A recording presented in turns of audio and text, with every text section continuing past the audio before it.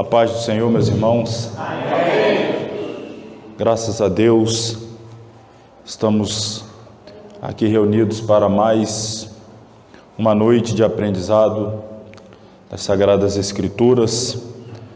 Essa nossa proposta de Deus para nós, de estarmos nos debruçando sobre esta epístola tão maravilhosa. E nesta noite, mais uma vez, convido os irmãos a abrir as vossas Bíblias na Epístola aos Hebreus, capítulo de número 9. Nesta noite, falaremos com a ajuda do Espírito Santo sobre a temática do Santuário Superior. Lembrando a todos que têm acompanhado, os irmãos aqui presentes, aqueles que têm acompanhado pelo vídeo, muitos irmãos em muitos lugares têm acompanhado esta série de estudo.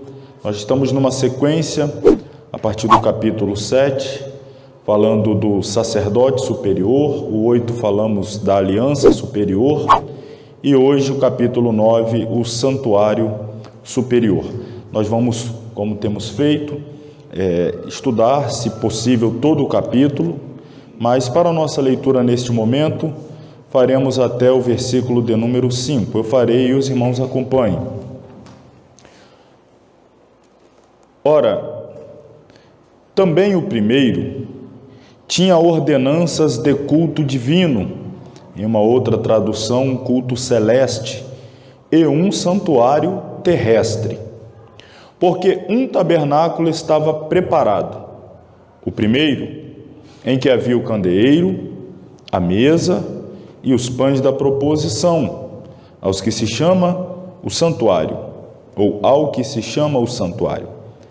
Mas depois do segundo véu, estava o tabernáculo que se chama o Santo dos Santos, que tinha um incensário de ouro e a arca do concerto, coberta de ouro toda em redor, em que estava um vaso de ouro que continha o maná, e a vara de Arão que tinha florescido, e as tábuas do concerto.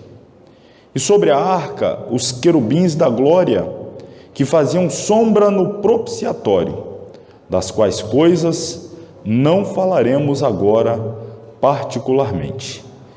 Amém. Pode tomar o seu assento, com a Bíblia a postos. Como sempre, tem sido fundamental, imprescindível aos irmãos terem a Bíblia aberta para acompanharem a nossa meditação, nosso raciocínio, nosso estudo. Pois bem, não é demais lembrar que dentro desse estudo expositivo da Epístola aos Hebreus, estamos analisando esta carta justamente dentro da perspectiva da proposta para a qual a mesma fora escrita, a qual seja alertar os crentes hebreus da importância de manterem-se debaixo da nova aliança e não retornarem à antiga aliança. Portanto, mantendo-se debaixo do sacerdócio de Cristo, o qual é segundo a ordem de Melquisedeque, e não retornarem para o sacerdócio que estava até então em vigor, segundo a ordem levítica ou araônica. E para que houvesse aquele sacerdócio, era necessário que ele estivesse debaixo daquela lei, daquela constituição, como aqui aplicamos, havendo um novo sacerdócio necessário a mudança da lei. Nós já vimos isso daqui, semana passada, o novo pacto, a nova aliança, o novo concerto. Mas aquele sacerdócio, sob aquela lei, havia um lugar específico para as suas ministrações. Os sacerdotes, com a lei, tinham um santuário. O sacerdote Jesus, com a nova aliança, tem também um santuário. E o autor da epístola, ele vai agora, então, no capítulo 9, falar da superioridade, da supremacia do santuário aonde o sumo sacerdote Jesus, debaixo da nova aliança, oferece o seu sacrifício.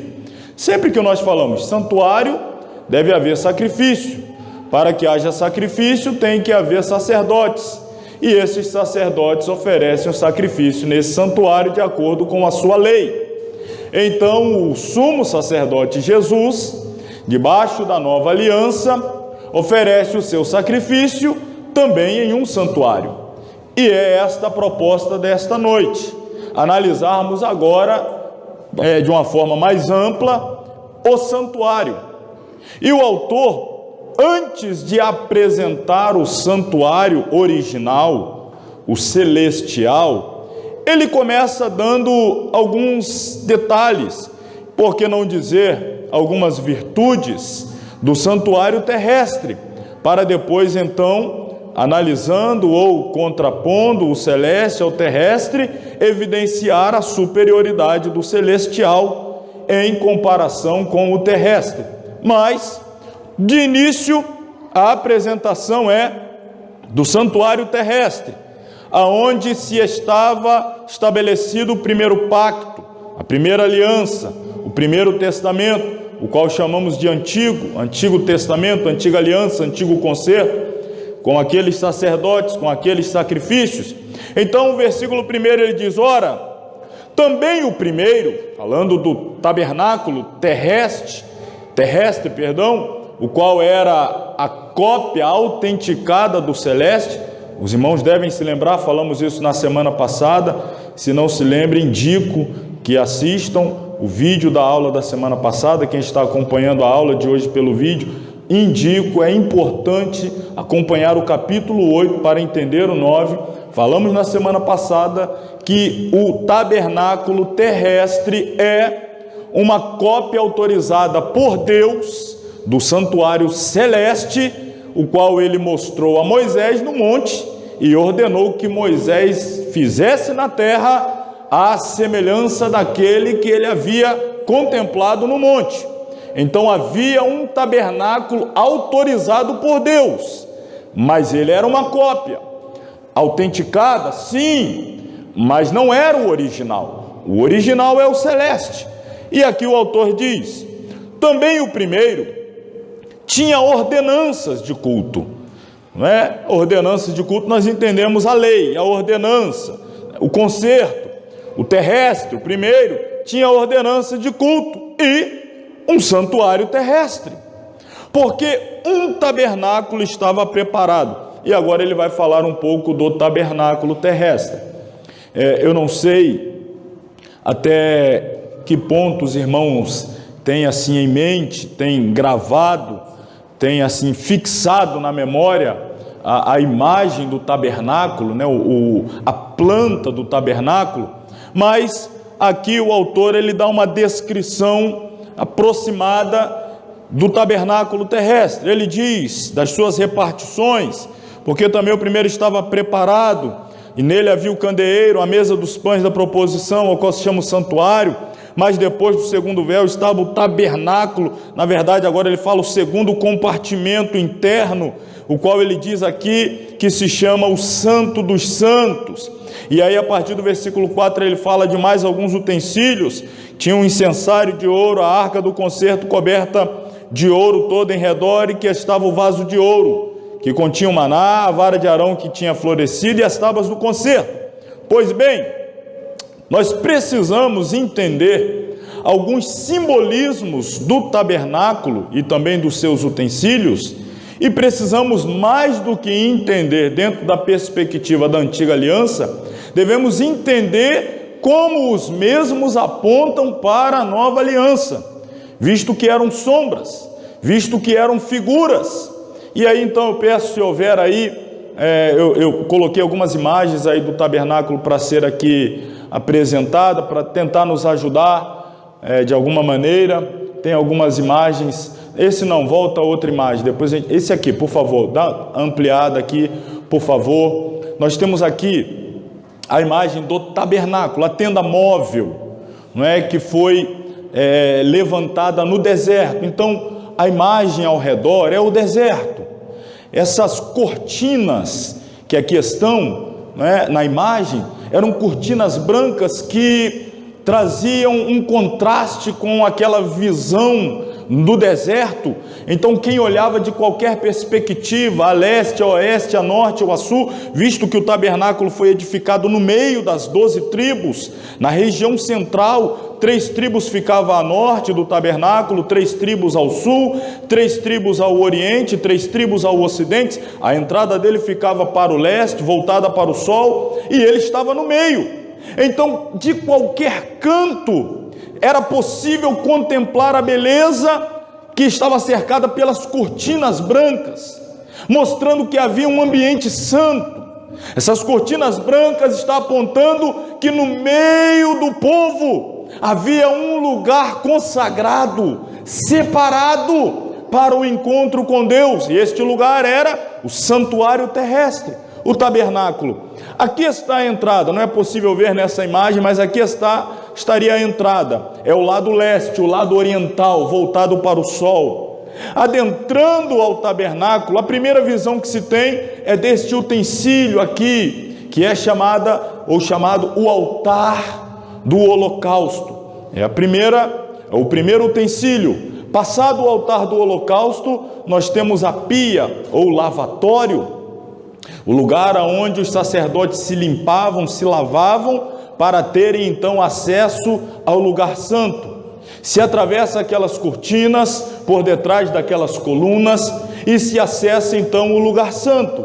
Chegando no lugar santo, me permita aqui apontar, está aqui. Chegando no lugar santo, você vai ter mais 3 utensílios, que normativamente ali ficavam. À direita, aqui está a mesa contendo 12 pães, 12 pães da proposição, cada pão representando uma das tribos de Israel. À frente desta mesa estava o candelabro, também chamado de candeeiro ou menorá, que justamente servia para iluminar este ambiente. Aqui nós estamos vendo porque na imagem como que se tivesse removida a cobertura, as cortinas, mas numa forma normal ele estaria todo coberto, seria uma caixa escura. A iluminação dele é justamente o candeeiro. De frente, separando um ambiente do outro, ainda antes do véu, mais um altar. Este altar, o altar do incenso, o altar das orações. Após este altar, então, temos mais uma cortina, o segundo véu. Atravessado este segundo véu, chegamos então ao Santíssimo, ao Santo dos Santos. E o que é que tem por trás deste véu, no lugar santíssimo ou Santo dos Santos? Temos a Arca da Aliança, o símbolo máximo da presença de Deus. E a cobertura ou a tampa da Arca da Aliança também é um utensílio, o propiciatório, o lugar onde era aspergido o sangue, o lugar onde era feito a oração e a súplica a Deus pelo perdão dos pecados do povo, uma vez ao ano, no dia da expiação em Yom Kippur. Mude, por favor, a imagem, presbítero Renato. Busque aí outras imagens. Vá mais adiante.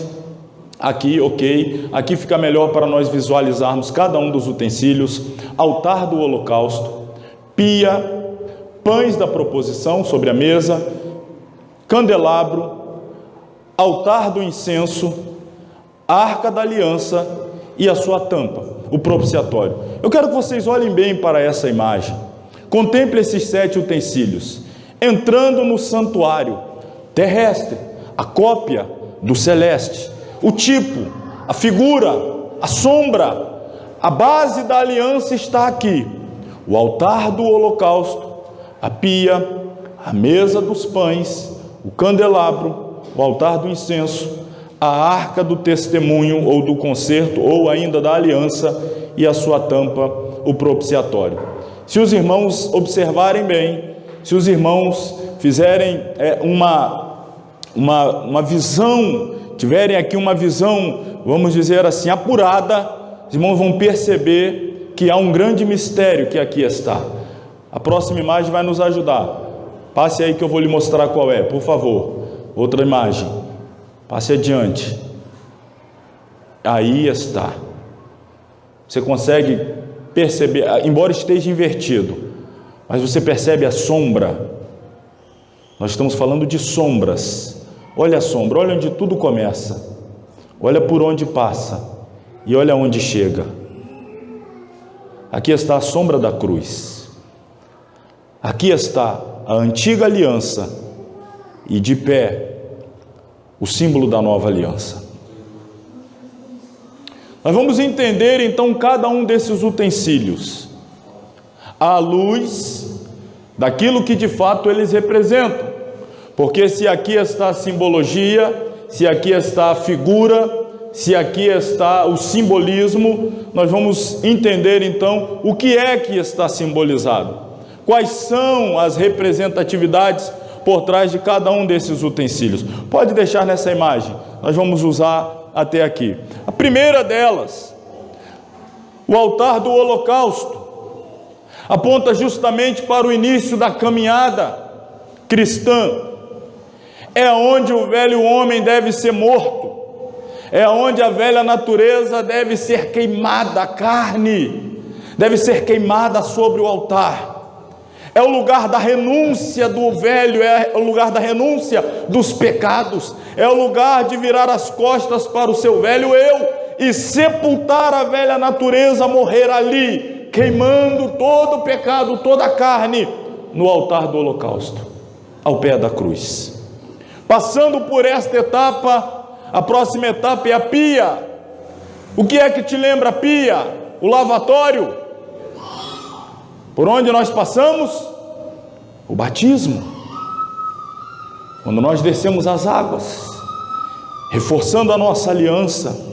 Aqui a imagem está invertida, o pão deveria estar do lado de lá, porque foi na verdade tirada uma foto e inverteu.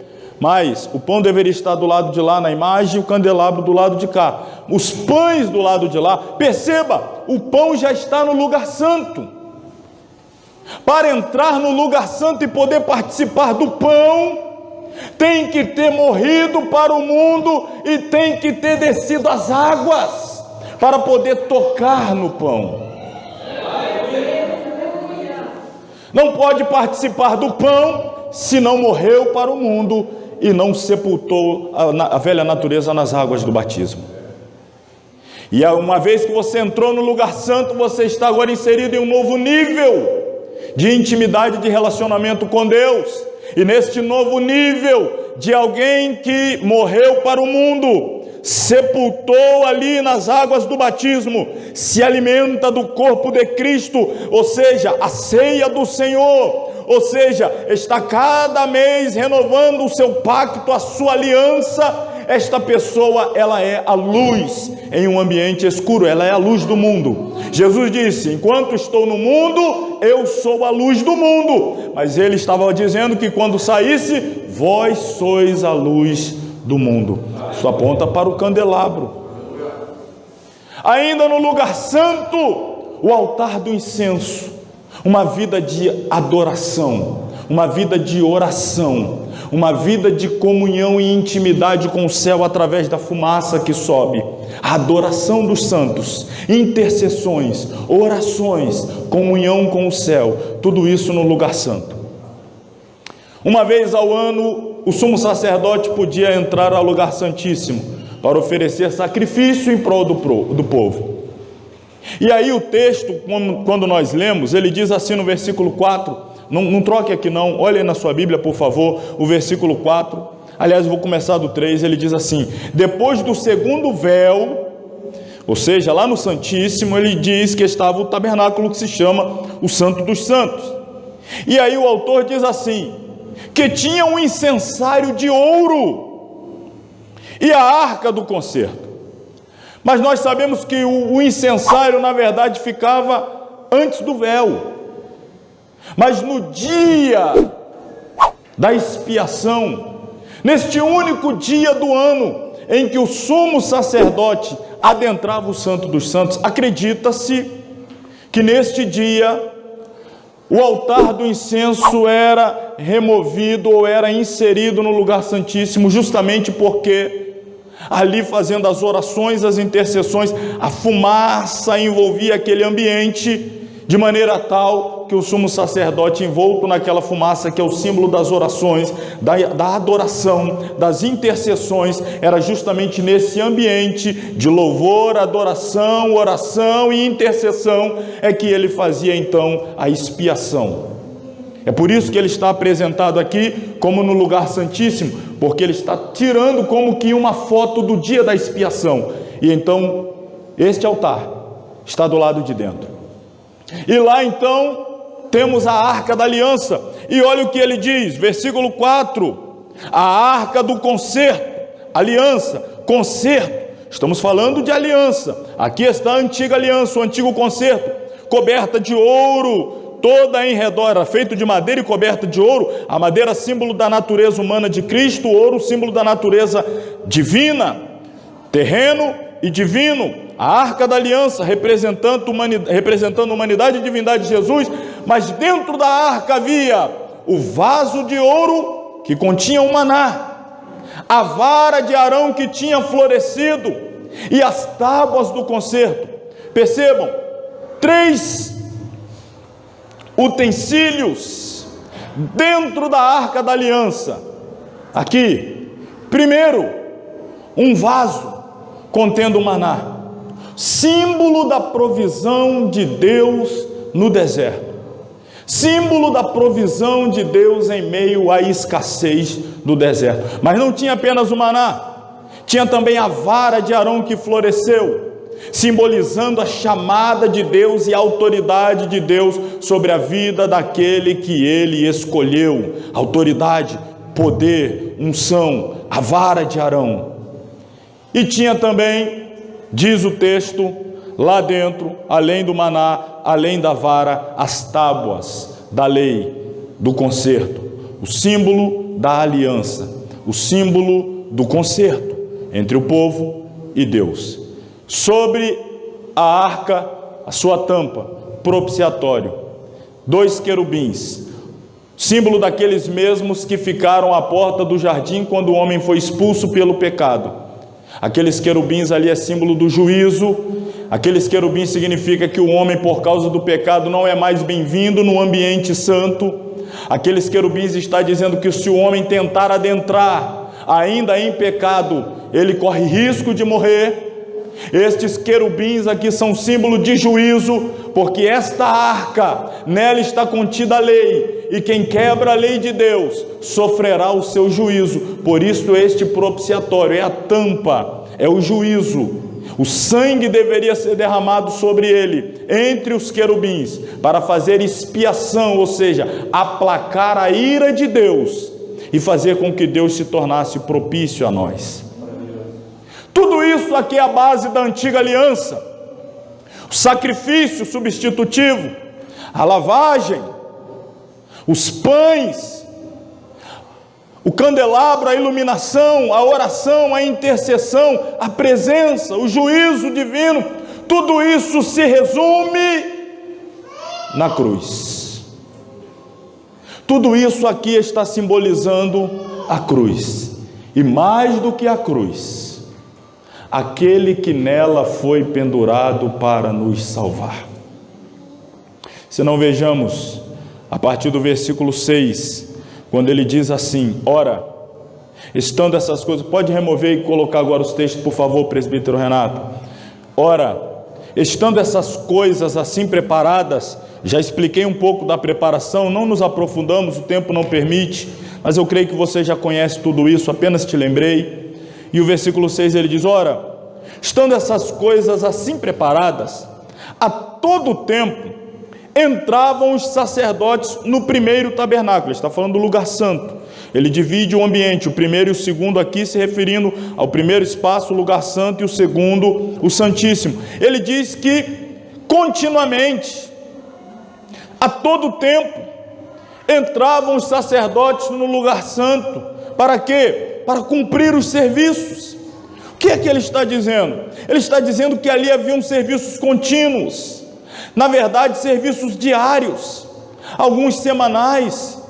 Quais eram os serviços diários? Por exemplo, todos os dias tinha que se acender as lâmpadas, pela manhã e à tarde, tinha que se remover as cinzas do altar do incenso, Tinha que se colocar um óleo novo para ser queimado ali justamente aonde aquelas lâmpadas estavam acesas, tirar aquele borrão, tirar aquele óleo queimado, porque já queimou todo aquele óleo bom, ficava o borrão, tinha que vir com as espevitadeiras, retirar aquele óleo velho, colocar um óleo fresco, novo, para que o fogo fosse renovado e o ambiente permanecesse iluminado. Todos os dias tinha que se fazer isso, todos os sábados tinha que se trocar os pães da mesa, para que os pães não ficassem bolorentos, para que os pães não ficassem já perdidos, deteriorados. Então todos os sábados se trocavam os pães, também um símbolo da renovação do povo. O trabalho era contínuo naquele ambiente, todos os dias, todas as semanas.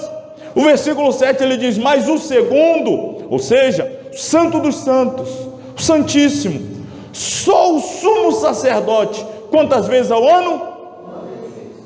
Uma vez no ano, não sem sangue, não sem sangue, está aqui, né? Não sem sangue, que oferecia por si mesmo e pelas culpas do povo. Destaco o não sem sangue. Deus estabeleceu sacrifício de sangue para expiação de pecado, ordenança de Deus, assim ele estabeleceu, para entrar no lugar aonde se fazia expiação, não podia sempre, uma única vez ao ano, não sem sangue, tinha que levar o sangue e aspergir este sangue sobre o altar, para receber então da parte de Deus a sua benevolência, a sua misericórdia, o seu perdão. Então aqui do versículo 7 ao 10, nós vamos ter aqui apresentado toda a preparação, ou seja, toda esta progressão da revelação, as alegorias do primeiro, que conduzem, justamente preparam para que se experimente o segundo. Olhe bem, mas o segundo, só o sumo sacerdote uma vez ao ano, não sem sangue, que oferecia por si mesmo e pelas culpas do povo. Versículo 8, dando nisso a entender o Espírito Santo, que ainda o caminho do santuário não estava como? Outra tradução, manifesto, revelado. Não estava ainda manifesto, não estava descoberto, não estava revelado. O que o autor está dizendo é que essa repetição, esse sistema de sacrifícios estabelecidos por Deus, não é que Deus estabeleceu algo imperfeito. Eu disse e repito, nós estamos entendendo aqui um sistema preparatório. Nós estamos percebendo aqui um sistema de, irmã Eliana, revelação progressiva. Deus não entregou a grande revelação antes de vir preparando o povo progressivamente para ela. É por isso que nós temos aqui essas sombras, esses tipos, essas alegorias, cuja representatividade se cumpre na pessoa de Cristo. Mas antes de Deus enviar a Cristo, Deus preparou o caminho. Isso aqui é preparação, para que quando Cristo viesse, eles entender tudo aquilo nos levou a Cristo, tudo aquilo que nós vivemos nos conduziu a Cristo. Estávamos o tempo todo sendo preparados, doutrinados, ensinados para recebermos a Cristo. Então aqui está o caminho, aqui está a preparação. Não é à toa que o tabernáculo, não precisa voltar a ele, mas nós temos aquela primeira entrada para chegar ao lugar chamado átrio ou pátio, onde estava o altar do holocausto e a pia. Depois temos uma segunda entrada para o lugar santo, e finalmente a terceira entrada ou terceiro véu para o lugar santíssimo, santo dos santos. A primeira entrada, o primeiro véu tem um nome. O nome daquela primeira entrada é caminho. A segunda entrada ou segundo véu também tem nome. O nome dele é verdade. A terceira entrada ou terceiro véu também tem um nome. Eu acho que você já sabe qual é o nome. Caminho, verdade, vida. Jesus diz: eu sou o caminho, eu sou a verdade, eu sou a vida. Ninguém vem ao Pai. Glória a Deus. O autor aqui está dando a entender que o caminho ainda não estava descoberto, porque nem todos tinham acesso a este lugar santíssimo, nem todos poderiam adentrar a ele, apenas o sumo sacerdote, uma única vez ao ano, não sem sangue, dando nisso a entender o Espírito Santo que ainda o caminho do santuário não estava descoberto, enquanto se conservava em pé o quê? Para o caminho ser aberto tinha que ser derrubado o primeiro, para ser estabelecido o segundo. Irmão, acompanhe por favor, irmão. É preciosidade que você está recebendo, entenda isso. Derruba-se o primeiro para se estabelecer o segundo. Você precisa entender o tamanho da bênção sobre a qual você vive, para que você possa valorizá-la ainda mais.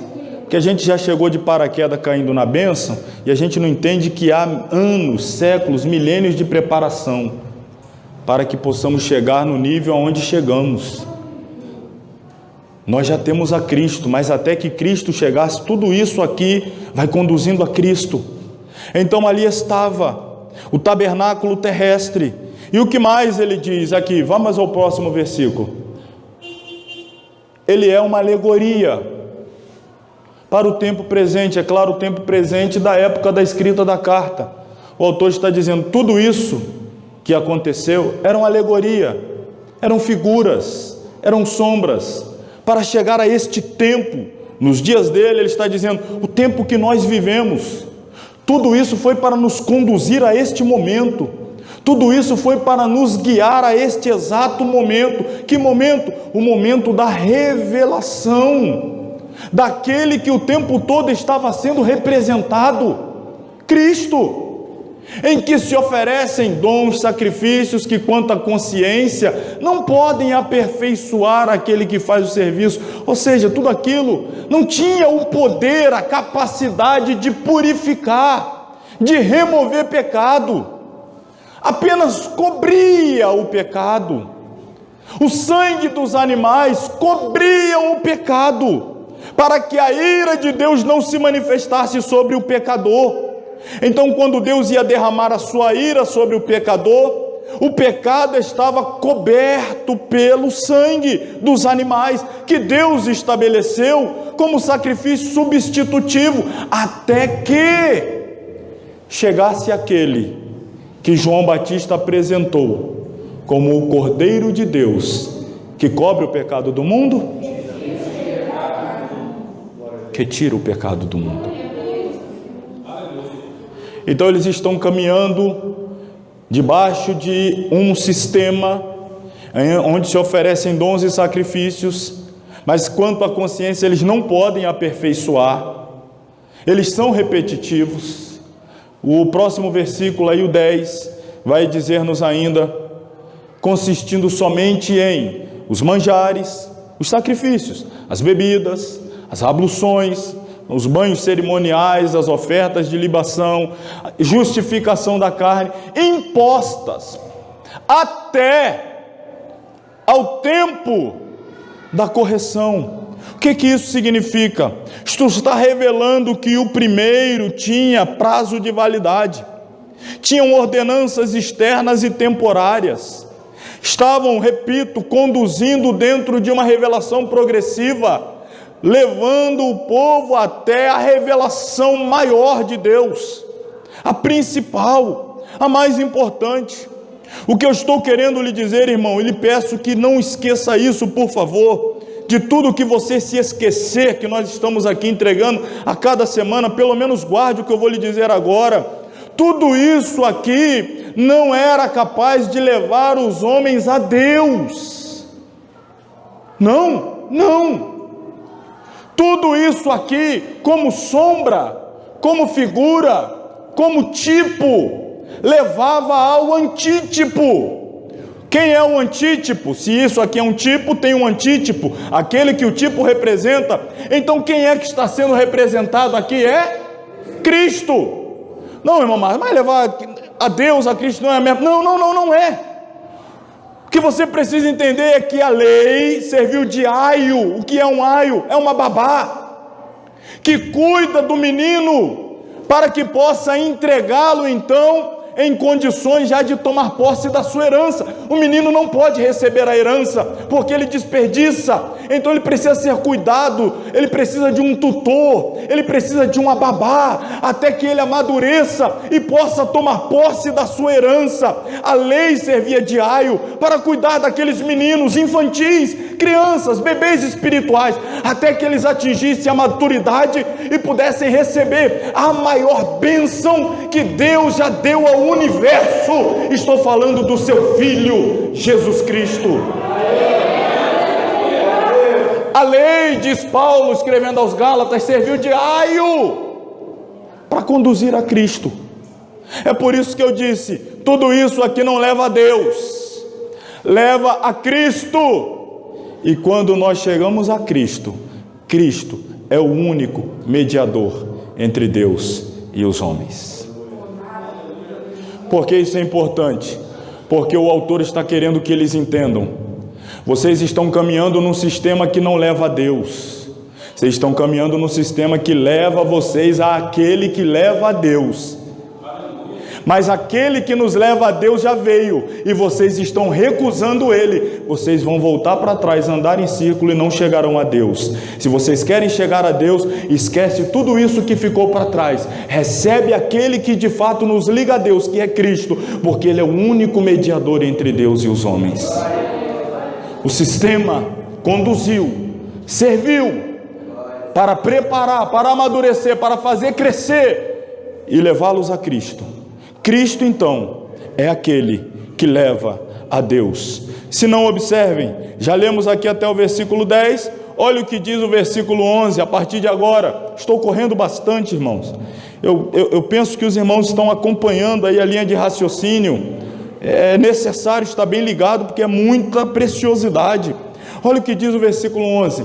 Mas, vindo Cristo, o sumo sacerdote dos bens futuros, por um maior e mais perfeito tabernáculo, não feito por mãos, isto é, não desta criação. O que é que ele vai dizer a partir de agora? Ele vai começar a revelar, ele vai lembrar o que já havia dito, que Jesus é um sumo sacerdote superior, que ele ministra num santuário superior, que ele oferece o sacrifício superior, cujo alcance é superior, cujos resultados são superiores. Enfim, tudo aqui é superlativo. Ele está dizendo que aquele sistema conduziu até Cristo, mas vindo Cristo, ou seja, chegou. Quem deveria chegar, chegou. Quem deveria ser revelado, foi revelado. Para quem tudo aquilo apontava, está no meio de nós, apareceu. Foi entregue por Deus ao nosso benefício, ao nosso favor, obra da graça divina.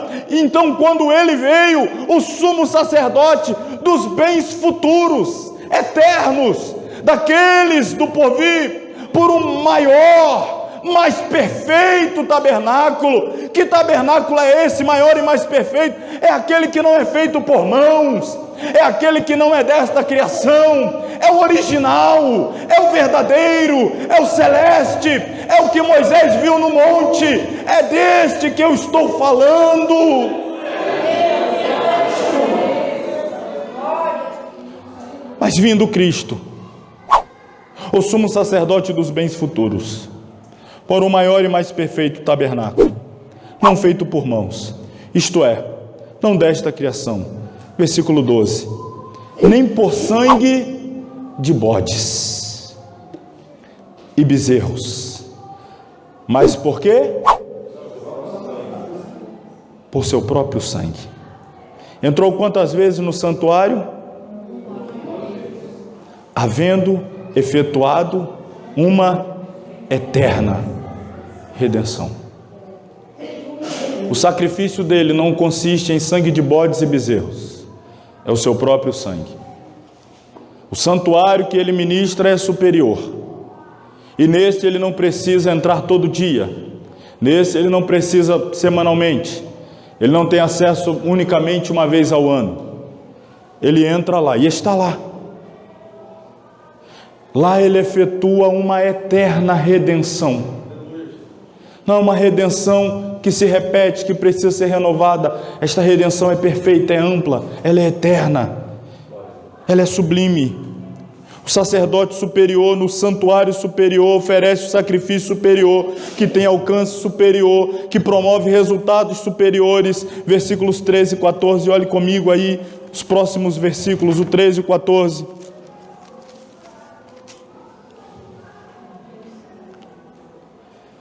Porque se o sangue de touros e bodes e a cinza de uma novilha aspersida sobre quem?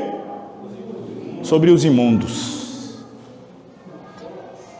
Irmãos, eu estava estudando, já li esse texto sem exagero, pelo menos umas 15 vezes, sem qualquer exagero, mas justamente hoje, lendo-o mais uma vez, quando cheguei nesse ponto aqui, sobre os imundos, eu fiz questão de, na minha Bíblia, circular o termo imundos e escrever aqui em letras garrafais. Está falando de mim. Apareci aqui na Bíblia, olha eu aqui. Os imundos.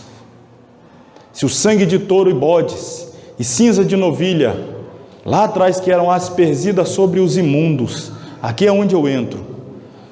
Os santificam quanto à purificação da carne, lá atrás naquele sistema, aquele sangue de bode, de touro, aquela cinza que era jogada sobre eles, promovia uma purificação, ainda que momentânea, passageira.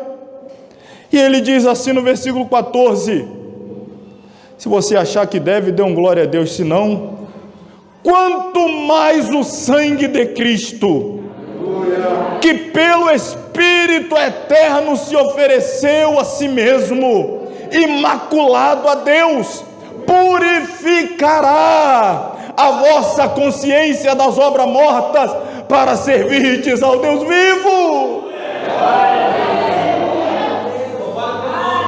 É aqui que eu entro, não sei você, mas é aqui que eu entro, o imundo, mas debaixo do sangue puro, debaixo do sangue carmesim, debaixo do sangue imaculado.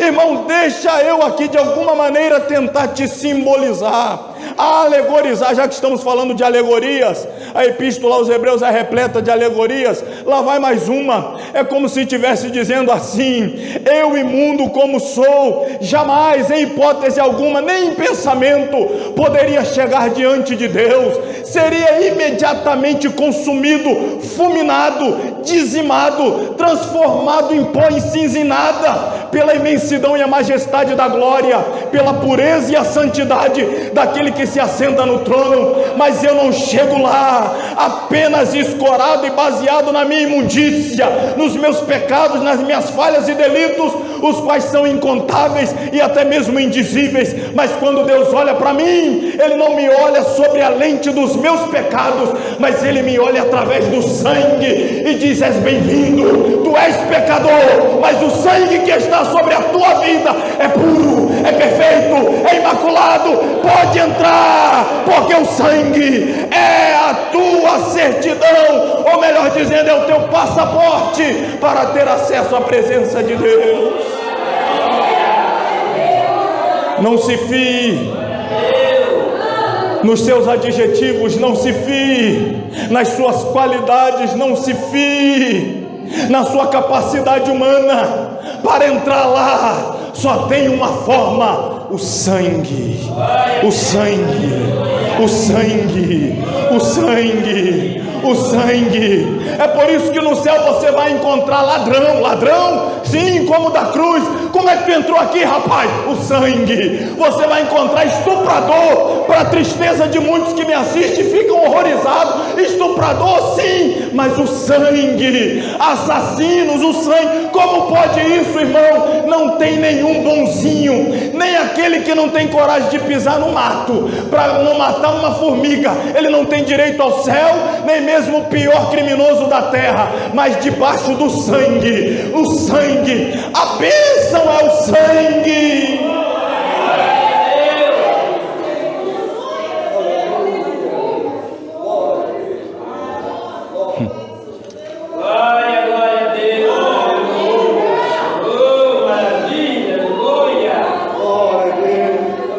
mais o sangue de Cristo,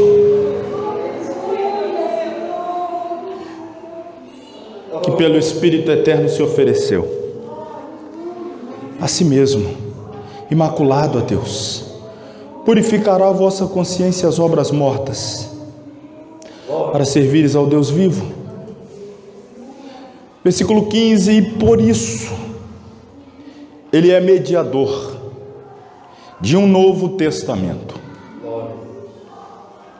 para que, intervindo a morte, para a remissão das transgressões que havia debaixo do primeiro testamento, os chamados recebam a promessa da herança eterna.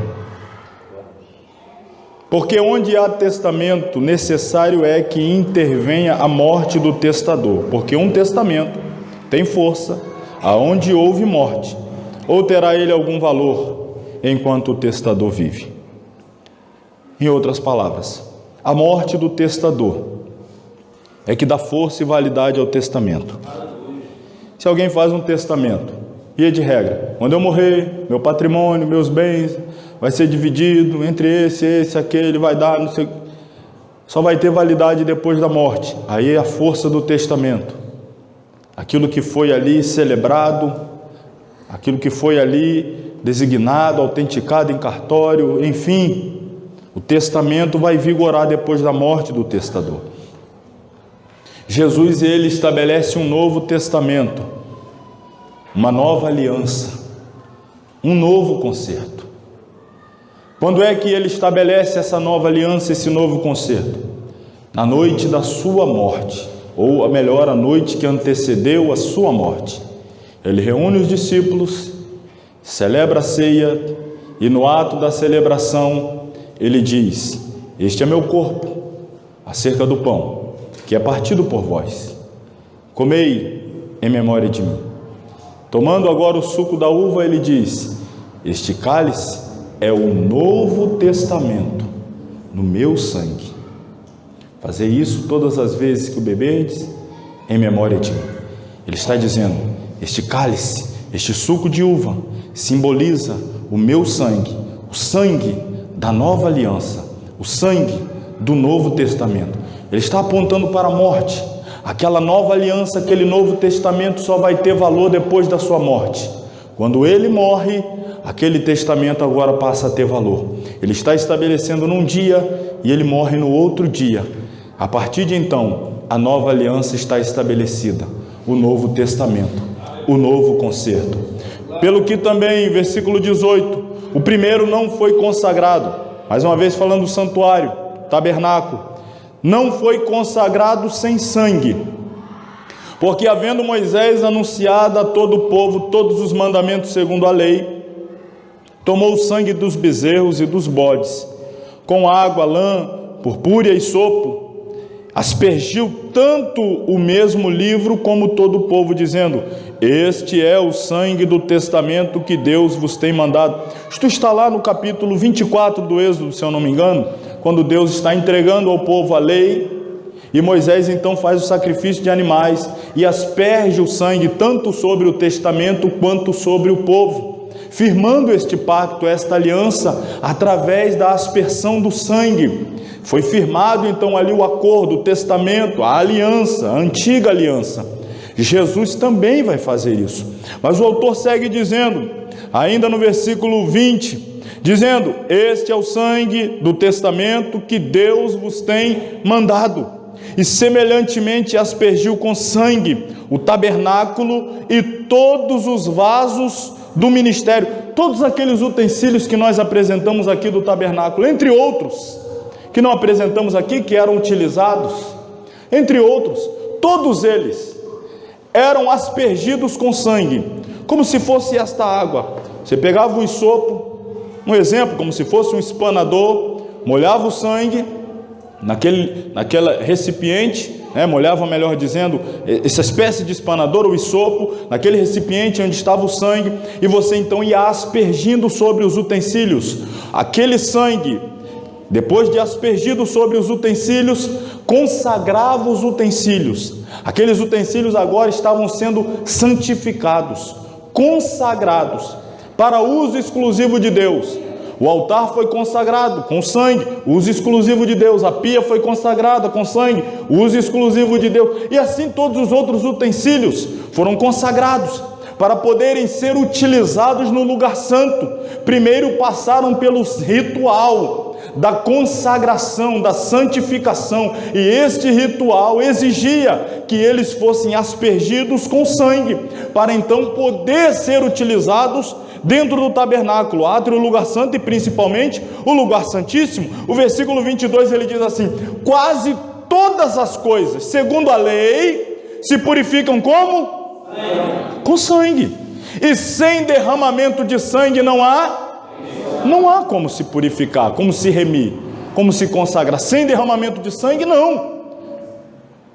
Porque assim a lei ordenava, para que houvesse a consagração, a santificação, a separação necessário, o derramamento de sangue, para a aspersão, para que todos aqueles elementos fossem consagrados e pudessem então ser utilizados no lugar santo, no lugar santíssimo e no tabernáculo. Aí olha o que ele diz aqui no versículo 23. De sorte que era bem necessário que as figuras das coisas que estão no céu assim se purificassem. Tudo bem, aqui nós entendemos bem. Ele está falando que era necessário que todos esses utensílios fossem consagrados, porque na verdade eles simbolizavam as coisas que estão no céu. E para serem utilizados na terra, precisavam ser consagrados, santificados, separados, para então poder simbolizar as coisas celestiais. Isso aqui é uma figura de linguagem espiritual tremenda. Está sendo usado na terra a semelhança daquilo que há no céu, mas para se usar, primeiro precisa passar pelo sangue, para então ser santificado e poder ter acesso ao santuário terrestre, pois isso figura as coisas celestes. E aí ele segue dizendo: mas as próprias coisas celestiais, com sacrifícios melhores do que estes. Aí aqui então vem a minha pergunta: purificação das coisas na terra, entendemos bem, ok, mas ele diz assim: mas as próprias coisas celestiais, com sacrifícios melhores. Aí então eu questiono: o que era necessário purificar pela aspersão do sangue no céu? Nós entendemos a purificação das coisas, dos utensílios, de tudo aquilo que seria utilizado, tudo aquilo que teria acesso à terra, inclusive os sacerdotes, no ato da sua consagração. O sangue era aspergido sobre ele, sangue no polegar, as mãos consagradas, sangue na orelha, ouvido consagrado, sangue no pé, o caminho por onde vai, separação, tinha que passar o sangue na orelha, o sangue na mão, o sangue no... Isso era o ritual da consagração para que ele pudesse acessar o santuário terrestre. Mas o autor diz: isto está simbolizando as coisas celestes, mas as coisas celestes são santificadas por um sacrifício melhor, mais sublime. Que coisas são essas? Ele está falando da igreja, irmãos.